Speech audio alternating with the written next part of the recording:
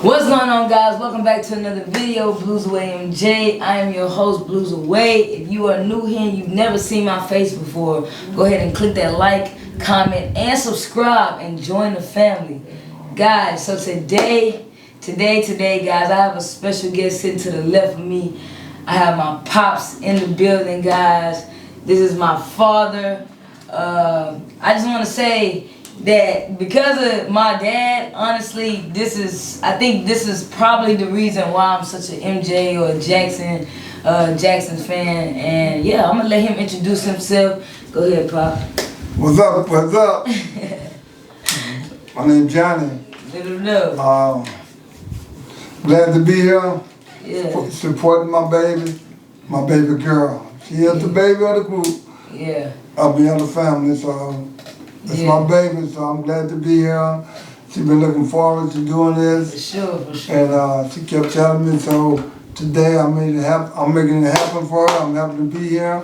Yeah. You know. Honestly, guys, go ahead. What's it? And just give her a little bit of what I know about the Jackson. Exactly. When I was young, when I followed them, Exactly. I kind of want to give her a little insight on my part of, liking the Jackson when I was coming up. Exactly, guys, and that's another reason why I think I'm such like a huge MJ fan, because of the simple fact, well, MJ Jackson's fan, because of the simple fact is that they've been around so long that our parents, are fans of them. So it's like, who wouldn't want to be a supporter of that type of legacy? I feel like as people, we look towards of good artists and great artists, and for those guys to be an influence on my dad around that time, it just says a lot about music in general, especially for little black boys that looked up to the Jackson 5. And yeah, that's why I'm kind of glad we made this happen, because honestly, guys, I feel like without him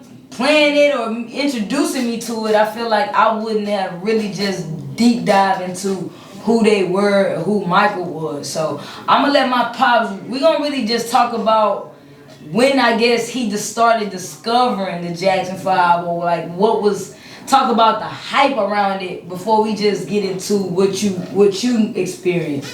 So go ahead and tell us, like, what was that like as a young black kid, in that time, when you saw them, what was like your reaction to that? Well, it was like in my time, it was like they was the only young group around my age. So, and everywhere you pretty much went, they were playing the Jackson 5. It wasn't Mike, it was the Jackson 5 when I was coming up. And we would go to carnivals and they'd be playing the Jackson 5 songs while you're on the ride. And I took to that, and I used to watch them a lot when I used to watch them on they had their own TV show on Wednesday night. I couldn't wait for it to come on Wednesday night to watch it. And I mean, just growing up, just being pretty much where they older than me. Oh yeah, they pretty much all older. Yeah. They older than me. But you probably around Randy age. Yeah, I think Randy like a year older than me. Yeah, because Michael probably like 9, 10 years older than you a little bit. Yeah, Michael up there. He up there. Oh, yeah, Mike, he 58, not 1958. Oh, he born 1958? Yeah. But yeah. Oh, well, he's 19. Oh, I'm talking about 19. My bad, Mike. I'm talking about 19 years old. But yeah, my math off, I'm sorry. But anyway, yeah, just coming up and just growing up, it wasn't no other group like that. Yeah. Everybody else after that came because of the Jackson 5. I can imagine. I can imagine what it was like. What the group was, what that group was, oh man, the Osmonds. I think Osmonds. The Osmonds was, I think, if I'm not mistaken, they was the one came up behind the Jackson. Yeah. And then they had the Silvers.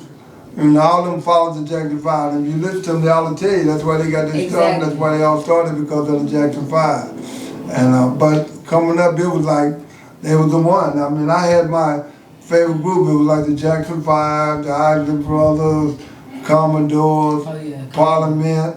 Those were my group. Those was my group that I liked and stuff. But the Jackson really was number one, because they were, like I said, pretty much they were around my age. Wasn't much older than I was, so I took to them, when I was young. That's relatable to you, you know what I'm saying? So like, what was it like, well, I guess like just hearing some of the songs, like how did that music make you feel versus like, you know, because they like you said, they kind of got their influence from the Jackson 5, but their sound is not like the Jackson 5 or the Jackson. So it's like, what, like, I guess the music wise, because honestly it's like ears hear great things, and it's like I wonder for him, like, what was your experience like listening to them during the 70s in that time? Like, it wasn't nothing like the Jackson 5. Yeah. You know, everybody came up behind them, and that was the reason why the Jackson 5 was it. They was who they are. The Jackson 5 were who they are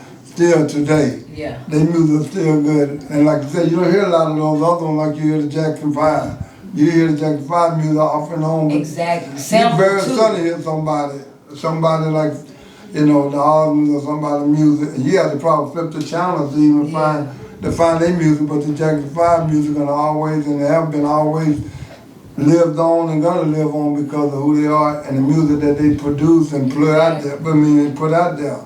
So that's why, like I say, it was just this. You can ask anybody around my age, who was your favorite, and they're gonna tell you the Jackson 5. That's who it was, the Jackson 5. Wow. And you know, I can imagine during that time just experiencing like the music, the just seeing, you know, 5 boys that's relatable.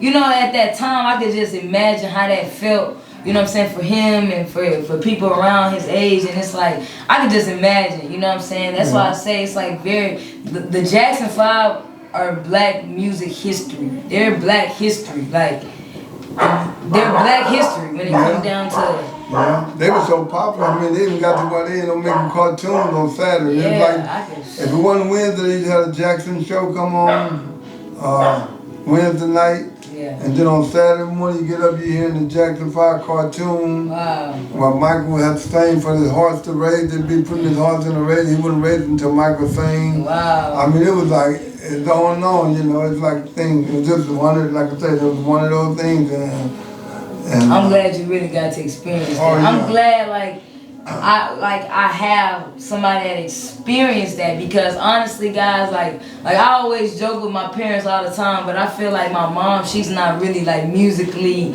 she don't really get in touch with the music, you know what I'm saying? So for my dad, it's like I feel like I'm glad I gravitated, I took that from him, the love of just music and the love of like actually listening to music, paying attention to music and stuff like that. So do you feel like with music, like do you feel like that was kind of like your escape from what you was dealing with it? Like what y'all, like what kind of time it was? Like you feel like the music helped? I really never thought about it. Just hearing these little young guys playing music and dancing, and it was unique. It was just something that just caught my attention, and like I said, just once again, just someone around my age that caught my attention, and I grabbed on to them as I was growing up, and I followed them, you know, and I continued following them till like one time like I said, I was about 13 years old.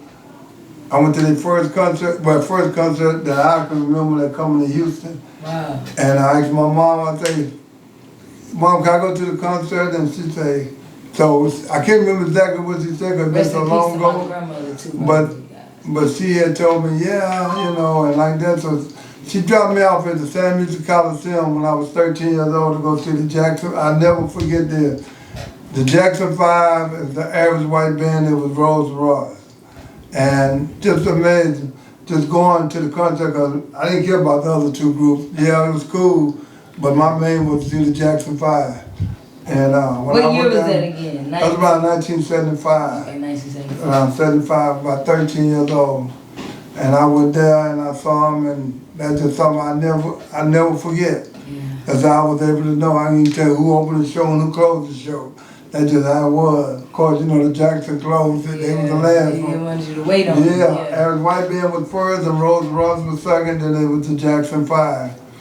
And like I said, I just always been a big Jackson 5 fan. Talk about that concert though. Just talk about like the experience was there any like waiting lines? Was there like, if you could remember? I can't remember. It couldn't have been too was there much. Lines, like did you end up like first of all, guys, pay attention to that. He said he went to the concert by himself. So like, was there anybody around you? Like, was it like a standing room? Like what kind of event or stadium? Like, was it sitting?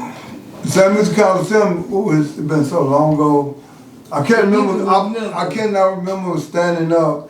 Like, do you remember like being in front of them, or was it like you was like watching them from far? I wasn't far back. Yeah. I guess I was like in the middle of the pack, maybe. I was like in the middle of the pack, but you know what I mean. So it was standing up, pretty much. Yeah, you were standing. I mean, when they came, everybody stood up. Yeah, everybody stood up, cause like I said, cause like I said, it was the Jackson 5. Was it packed? You remember it being packed? I remember it being packed. That's what I remember. I never looked behind me because I was you was right by front. Yeah. You know what I'm saying? So it was like I never really seen it. It was just idea just being there, being there, and just seeing someone that that I've been watching for so long on TV, I can imagine. Hearing on the radio, like, just going there and just being this. It was the Samuels Coliseum back then. Yeah. I think it's the Hobby Center now. I think they tore down and made it the Hobby Center. Oh, for real? That's what... It used to be the Samuels Coliseum. Wow, I think the Hobby Center is where we went to go watch the musical at a few weeks ago. Okay, probably the Hobby Center. So we was probably standing in the same room. Yeah, back then it used where the concert was. Yeah, it used to be the Samuels Coliseum. That's crazy, guys. That's crazy how things change over the years. That's crazy. Yeah. And then like... I'm glad he really got to experience that, guys. Like everybody don't go to concerts. Like everybody, Mama Blue trying to interrupt. We busy. Can I come say hi to the people? Come say hi to the people. And get out. Hurry up. All right, come back out. You know what I'm saying? It's a hater. Hello, everyone. They can't see you. They can't. You gotta get I'm moving. Hello. Oh, hello, everyone. Yeah, hello. This is my mother, guys. This is Mama Blue, as y'all see on my live. So, is this on TikTok? No, this is YouTube. Oh, I'm trying to see if I need to go pull it up. Well, you all have a very blessed day. I hope they are entertaining you. Yeah, and like I said, and believe it or not, when it was the Jackson 5, that really was my group. Yeah. Now, Michael did make me upset when he decided he wanted to leave his brother. Yeah, I was going to ask you about that. Like, talk about how it felt like as Michael was introducing his split from his brother. Well, you know, like this, when I was brought up as the Jackson 5, and I felt like it was great just being the Jackson 5. But this is going towards this is in the 80s, so. Yeah, but when he announced that he was gonna leave his brother, I think I heard, if I'm not mistaken, I heard it first on the radio. Maybe I didn't see it live, I can't remember. Yeah. And I was really upset with Mike. I'm like, man, why you gonna leave your brothers? Why you leaving your brothers, man? But they was doing great things. This was 84, guys. 1984. And I was just wondering, why is he gonna leave his brothers out of all these years that they have accomplished all this, and then he decided to leave, not knowing he saw something way bigger than what I was just about to say. Do you see why he left? Well, now I do, but at that time, it's crazy. Yeah, it's so crazy, guys. That at that time, people couldn't see what he wanted to do, what he wanted to accomplish, and it's so crazy that from that next step of when he branched off from his brothers, it's like he just shot up into a solo mega star. It's so crazy. So it's so crazy that he was able to have those different chapters of life where he had the group moment, being in a group and then just going crazy as a solo artist. So I think that's kind of where I kind of step in too, when it's like Jackson 5 versus Michael type of thing. Like, which vibe were you more so? And I know you more so like Jackson 5. Jackson 5 and the Jack. And like I said, because I was just upset because, like I said, they was such a big.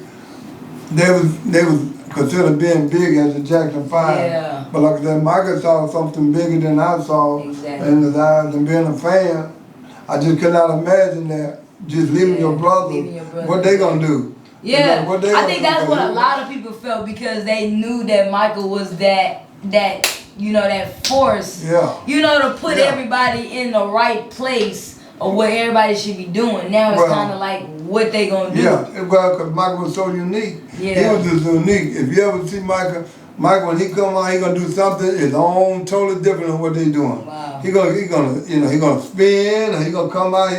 you know, Michael be lying up with his brother, and then all of a sudden Michael step out in front, you know, doing his own thing. Yeah. It's like in every performance he does. If you look at Mike, he be with his brother, he be dancing with him. Then all of a sudden when his part comes, he step out in crazy, front. yeah. He stepped out in front, and it was so unique about Mike. But Yeah. see, at that time, I didn't realize, and I didn't pay no attention. I was just looking at Mike leaving his brother. What are they gonna do? They are best being known as the Jackson 5. And when Mike decided to leave, like I said, he saw something way bigger than what I had seen. I'm sure you and a lot of people felt the same way, like being the same way, you know what I'm saying? Honestly, I could just imagine, you know, being in that time, experiencing that, you know what I'm saying? Like experiencing that. But let's back it up just a little bit. Let's talk about like early days, like how, like before they became mainstream. Like, did you, like, and you knowing a little bit about this story about how Joe really just pushed him and, you know, supported that, you know what I'm saying? How you feel about the things that Joe, I guess, did to get them where they were? How do you feel about that? Because a lot of people, you know, they on the fence. They like, well, as a father, you know what I'm saying? As a father, you know, you've been for like, how, like, do you feel like that was necessary, or you know he was just trying to have their best interest? Well, at the time it didn't look right. It didn't look good because the way they were hearing about how Joe was doing them. Yeah. But now you sit back and look at the picture. They're all glad that what happened. Exactly. You know, I ain't talking about the abuse or whatever might have been happening or coming along. But look what they had. It wouldn't have been for Joe. They wouldn't be what they had today. They said. Exactly. So I guess sometimes you have to go through something in order to come out on something. Exactly. You know, so coming out like this, they probably wouldn't have it no other way now. Like I said, they didn't see this picture. Their daddy saw something in them that they didn't even see. That's why he kept pushing them and kept getting after them. Exactly. And now look at it, I mean, even today, like I said, even the older, when they got older, they still have a nice show out here when they go out on tour. And Michael no longer even with them. And yeah, they still keeping it. The only thing I always wish, I wish Randy with John them. Yeah. At least they have 5 of them. Because they all can sing. You know, they all can sing. I mean, Randy got that victory tour, he on that. They all can sing, so, and I always say, I wish Randy just can come. Yeah. For whatever the reason, I don't know the reason why he's not, you know, performing with his brother, but, well, I kind of got a reason, I know why. But the thing is, I just wish he would just grab onto his brother now and become the Jackson, if not the Jackson 5, just the Jackson. Just a Jackson, something. Just a Jackson, you know. Yeah. But, you know, so I think what Joe did back then and the way they are now, it might not have been, but like I said, Joe it might not have been right, he just had to push them. If he wouldn't have pushed them, because sometimes because those boys wasn't on the streets, they wasn't dealing drugs, they wasn't in gangs, they was in the house rehearsing. That's what I'm saying. To be on stage, you know, and sometimes dreams take sacrifice and pain and hard work, and that's kind of what instilled in, that's kind of what got instilled in all of them. But, you know, Michael, we've seen it a lot with him dealing with, which led up to, I'm not gonna, like, which led up to the medications and the pain and things like that, because it's like in his mind, his father always told him, like, you know, you gotta keep going, you gotta keep pushing. So he never knew how to just relax and just say, like, I can chill, because all he knew was work. You know, all he knew was work. So I feel like, but he did reap some benefits out of that, you know, out of that story. So. And like that, as a thing, I was looking at this other little book called So For Real, just last night. And I was looking at how they started off in New York.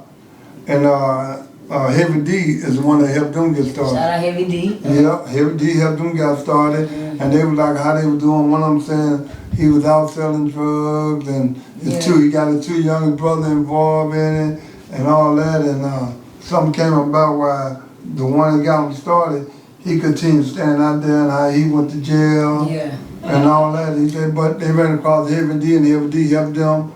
Heavy D helped them, and they said they went through a struggle. Even after Heavy D, they said that, you know, things that got to where they wasn't, I guess they wasn't making the money they was making that they thought they was going to make and all that, but they said he moved to Atlanta. Yeah. And one of the brothers said once he moved to Atlanta, he got into some trouble. He went to the pen, and he went to the pen for, I think he said 3 years. Yeah. and all that. But then they still trying to stick together. They lost their mother. Wow. They got down so low to where they didn't even have nowhere to stay. Wow. They lost their mama and they ended up getting them a house, a mother in a house, and I mean I was just listening to that. So see, that's what I'm saying. Everybody, and if you heard them last night, they were talking about the Jacksons. For real? Yeah. I would say everybody every young group that came up behind the Jackson gonna bring up the Jackson. Exactly, and it's still today when it's Michael, they compare Michael to a bunch of new artists of today. Yeah, everybody. And Michael and his brothers, I feel like what they did, like nobody respectfully can compare themselves. No group, no single artist can compare themselves to that part of history. Yeah. So I don't, you know what I'm saying? We don't, you know, everybody knows that the Jackson 5 or the Jackson family influenced groups or people, artists, things like that. So I feel like that's kind of, you know what I'm saying? That's gonna be forever. Yeah. And like everybody have a story, you sacrifice, pain. That's why Michael always talked about it, you know, being in pain, sacrifice, things like that. But he knew he had a vision, he had a dream. He knew what he wanted, you know what I'm saying? Joe knew what he wanted for his boys, and then Michael just felt, you know, different from there. Obligated to just keep it going in a different way.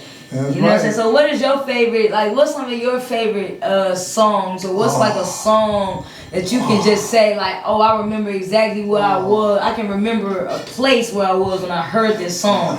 Like what's one record? I mean, there's so many, it's really so many of them. Yeah. I think I was in the seventh grade, around the 7th grade, when they brought out Heartbreak. Oh yeah, Heartbreak Hotel. I think that was the one when I was in like 7th grade, when that came out, somewhere like that. Yeah. But it's so many of them. Yeah, you probably was in 7th grade because that song, well, Michael was like in his late teens, and that's so crazy that he said Heartbreak Hotel, guys, because we always talk about Heartbreak Hotel, that it was written by Michael Jackson, and it's like a horror type of vibe. Like he's literally talking about like a woman and like it's deep. So he said Heartbreak Hotel is so crazy. It was so many of them. It was like then I had this other. We almost there. Oh yeah, we almost there. That's my motivational song right there. For everyone, good time. That's a great record. I mean, it's so many of them that they really can't. I can't just think of. Yeah, you can't think of them off your head. But those. But you naming some good ones though, Pop. Like you naming some great ones because